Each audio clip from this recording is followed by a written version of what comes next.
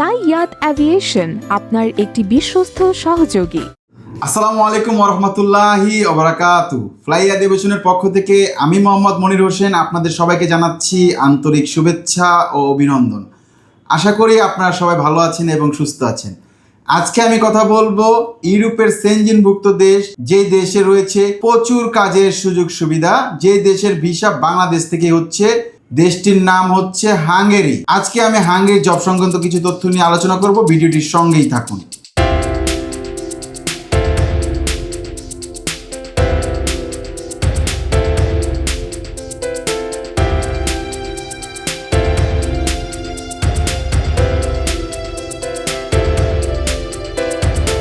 প্রিয় দর্শক, হাঙ্গেরি ইউরোপের সেনজেনভুক্ত দেশ, যে দেশের ভিসা বাংলাদেশ থেকেই হচ্ছে। যে দেশের ভিসার জন্য ইউরোপের অন্য অন্য সেনজেনভুক্ত দেশের জন্য আপনাকে বাংলাদেশ থেকে যে কোনো একটি থার্ড কান্ট্রিতে যেয়ে এমবাসি ফেস করতে হবে, কিন্তু হাঙ্গেরিতেই একমাত্র বাংলাদেশে বসে আপনি এমবাসি ফেস করতে পারবেন।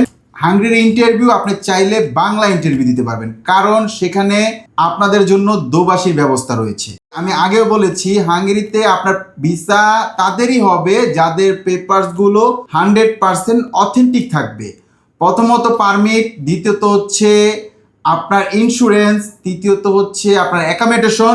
এগুলো যদি ঠিক থাকে তাহলে আপনার ভিসা হওয়ার সম্ভাবনা 100%। ভাই, আপনারা অনেকে প্রশ্ন করছেন যে হাঙ্গেরিতে তো অনেক পরিমাণে ভিসা রিফিউজ হচ্ছে। ভাই, আমি বলছি আপনাদের পেপার সঠিক নেই, আপনাদের অ্যাকোমোডেশন সঠিক নাই, ইন্স্যুরেন্স সঠিক নাই, এজন্য আপনাদের ভিসা রিফিউজ হচ্ছে। ভাই, আপনার যে কোম্পানির অ্যাকোমোডেশনই নাই, আপনার কোম্পানির লোক কিভাবে যাওয়ার পর কাজ করে ওখানে থাকবে? একটা লোক যখন কাজ করার পর থাকার জায়গা না থাকে, সেই কোম্পানিকে কোনো মতে এমবাসি ভিসা দিবে না।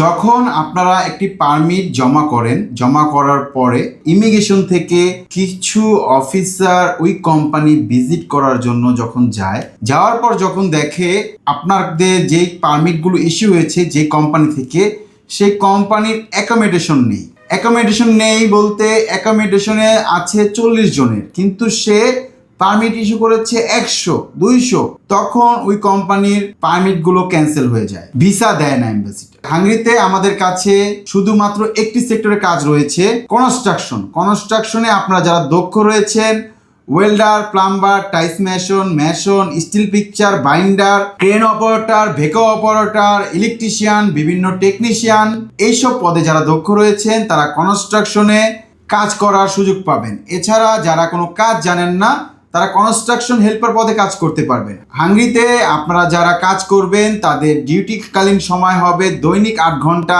সপ্তাহে 5 দিন। ওভারটাইমের সুযোগ সুবিধা রয়েছে, থাকা এবং খাবার কোম্পানি বহন করবে। হাঙ্গেরিতে আপনারা যারা দক্ষ রয়েছেন তারা স্যালারি পাবেন 1000 থেকে 1200 ইউরো সমপরিমাণ টাকা, এবং যারা অদক্ষ রয়েছেন তারা স্যালারি পাবেন 800 থেকে 1000 ইউরো সমপরিমাণ টাকা। হাঙ্গেরিতে আমরা সময় নিচ্ছি 5 থেকে 6 মাস। এর ভিতরে আপনাদের ভিসা স্ট্যাম্পিং হয়ে ফ্লাইট হবে ইনশাল্লাহ। আপনারা যারা হাঙ্গেরিতে ফাইল প্রসেস করে কোনো আপডেট পাচ্ছেন না, প্রসেসিংয়ের কোনো অগ্রগতি নেই, তারা আমাদের ফ্লাইয়াত অ্যাভিয়েশনে দ্রুত যোগাযোগ করে আপনার হাঙ্গেরির স্বপ্ন বাস্তবায়ন করতে পারেন। আজকের ভিডিওটি এ পর্যন্তই। ভিডিওটি ভালো লাগলে একটি লাইক দিতে ভুলবেন না। যারা আমাদের চ্যানেলটিকে সাবস্ক্রাইব করেছেন তাদেরকে অসংখ্য ধন্যবাদ। যারা এখন পর্যন্ত সাবস্ক্রাইব করেননি, এক্ষুনি সাবস্ক্রাইব করে আমাদের সঙ্গেই থাকুন। সবাই ভালো থাকুন, সুস্থ থাকুন, নিরাপদে থাকুন। আল্লাহ হাফেজ।